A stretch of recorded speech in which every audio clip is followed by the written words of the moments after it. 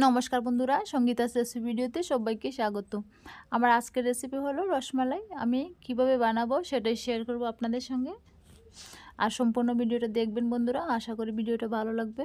তাহলে চলুন বন্ধুরা, দেখে নেওয়া যাক আমার আজকের রসমালাই রেসিপিটা। আর ভিডিওটা যদি ভালো লাগে তাহলে অবশ্যই চ্যানেলটাকে সাবস্ক্রাইব করে পাশে থাকার অনুরোধ রইল সবাইকে। তাহলে চলুন শুরু করা যাক আমার আজকের রেসিপি। রসমালাই বানানোর জন্য প্রথমে আমি আগে শিরাটা বানিয়ে নেব। তার জন্য দেখুন এখানে আমি 1.5 কাপ চিনি নিয়েছি, আর সেই কাপেরই আমি দিয়ে দেব 5 কাপের মতো জল। আমি 5 কাপের মতো জল দিয়ে দিয়েছি। এখানে কিন্তু কোনো ঘন শিরার দরকার নেই, পাতলা শিরা করলে কিন্তু হয়ে যাবে। আর দিয়ে দিয়েছি দেখুন 3-4টি এলাচ মুখ ফাটিয়ে। এবার চিনি শিরাটাকে ভালো করে জাল করিয়ে ফুটিয়ে নেব।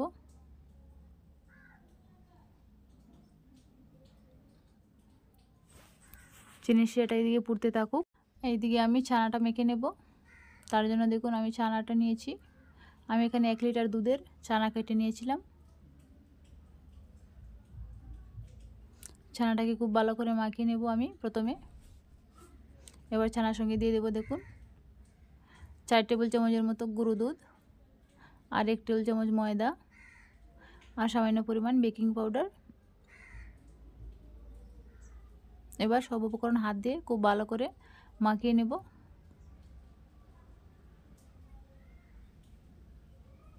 আপনারা কিন্তু গুঁড়ো দুধ নাও দিতে পারেন, আমি দিয়েছি কারণ আমার ছানা খুবই অল্প, তার জন্য অল্প একটু গুঁড়ো দুধ দিয়েছি।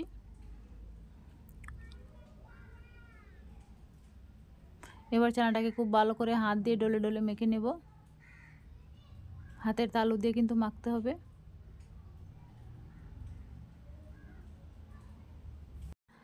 দেখুন হাত দিয়ে খুব ভালো করে আমি মাখিয়ে নিচ্ছি ছানাটাকে। হাত দিয়ে কিন্তু খুব ভালো করে ডলে ডলে মাখিয়ে নিতে হবে। আমি কিভাবে মাখিয়ে নিচ্ছি আপনারা কিন্তু অবশ্যই দেখতে পাচ্ছেন। ঠিক এইভাবে মাখিয়ে নিতে হবে। দেখুন ছানাটা আমার মাখানো হয়ে গেছে।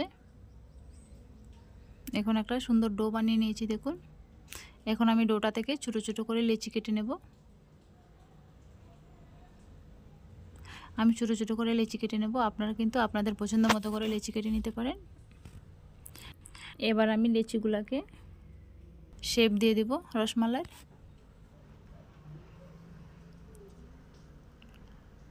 দেখুন কত সুন্দর কিন্তু হয়ে গেছে। আমি রসমালাই শেপগুলো দিয়ে দিয়েছি। আপনারা চাইলে যে কোনোভাবে বানিয়ে নিতে পারেন। আমি গোল এবং লম্বা করেও বানিয়ে নিয়েছি। আর এদিকে শিরাটা আমার ফুটে গেছে দেখুন।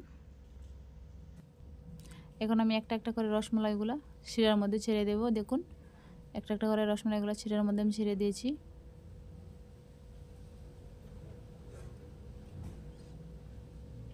এখন আমি ঢাকনা বন্ধ করে 15 থেকে 20 মিনিটের মতো আমি সেদ্ধ করে নেব।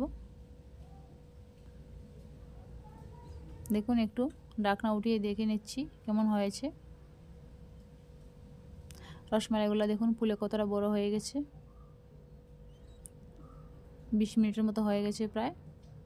এখন আমি দেখে নিচ্ছি রসমালাইগুলো কেমন হয়েছে। একটা রসমালাই আমি দেখে নেব। একটা বাটির মধ্যে জল নিয়েছিলাম দেখুন। এবার জলের মধ্যে দিয়ে দিয়েছি রসমালাইটা।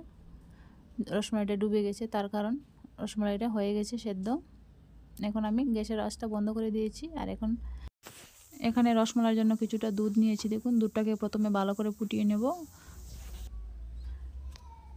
দুধটাকে ঘন করার জন্য আমি একটা গ্লাসের মধ্যে একটু দুধ নিয়ে আমি 4 চামচ গুঁড়ো দুধ দিয়ে দিয়েছি।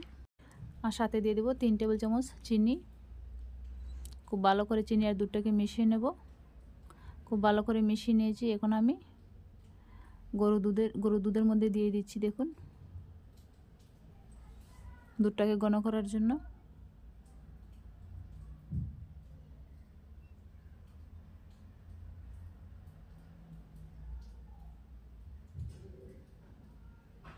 দেখুন দুধটাকে তো ঘন হয়েছে।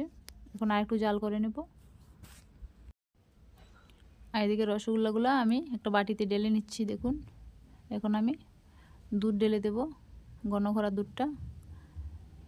এখন কিছুটা ড্রাই ফ্রুট উপর দিকে ছড়িয়ে দিচ্ছি।